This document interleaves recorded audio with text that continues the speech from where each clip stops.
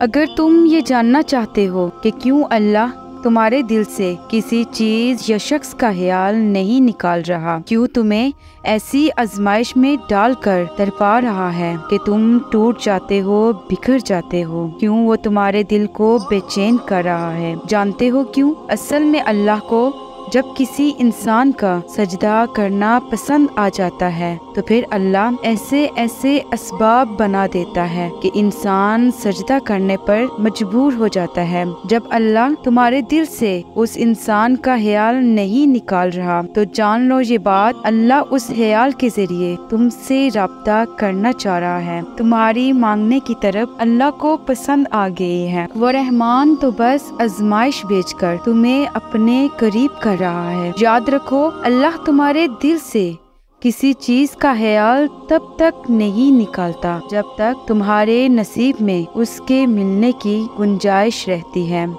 سنو، جب تم ٹوٹ کر اللہ کو پکارتے ہو تو قرآن پاک میں میرا رب فرماتا ہے، میں تو تمہارے پاس ہوں، جب کوئی پکارنے والا مجھے پکارتا ہے تو میں اس کی دعا قبول کرتا ہوں۔ تم جان بھی نہیں سکتے کہ جن مشکل لمحوں میں تم صبر کر رہے ہوتے ہو تو اللہ کن کن ذریعوں سے تمہارے لیے مدد تیار کر رہا ہوتا ہے۔ اگر تمہیں ایسا لگتا ہے کہ تمہاری زندگی میں کچھ بھی بے مقصد ہو رہا ہے تو سنو، جس درد سے تم گزر رہے ہوتے ہو میں جانتی ہوں، اس وقت برداشت کرنا مشکل ہوتا ہے، مگر وہ رحمان تمہاری منزل کو تمہاری سوچ سے بھی زیادہ خوبصورت رکھتا ہے۔ سنو، اللہ کی محبت اتنی خاص ہے کہ اگر تم جائے نماز پر صرف سر جھکا کر بیٹھے رہو، کچھ نہ بھی بولو، وہ رحمان تمہاری اس خاموشی کو سمجھ لے گا۔ وہ مہربان کچھ لمحوں بعد تمہارے دل میں ایسا سکون اتار دے گا کہ تمہیں لگے گا کہ اللہ نے تمہارے پریشان دل کو سمجھا دیا ہو، اور وہ رحمان تم سے کہہ رہا ہو کہ تم مجھ سے نا امید مت ہو، میں ہوں نا، سب ٹھیک کر دوں گا۔ یاد رکھو،